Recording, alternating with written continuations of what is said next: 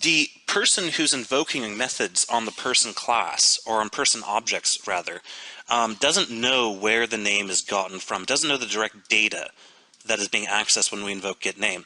So as a result, we can perform any sort of computation that we want to come up with that result, which gives us a lot of flexibility.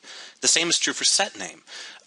We can enforce invariants about how names should be formatted, and in addition, completely reject this name altogether by throwing an exception. So now that we've done that, we can invoke the setName method and say, we want to set the name to Nelson. And then we want to print the name. So let's go, name is person.getName. And we get name. And the key thing being that now, this way round, it is actually, rather than telling the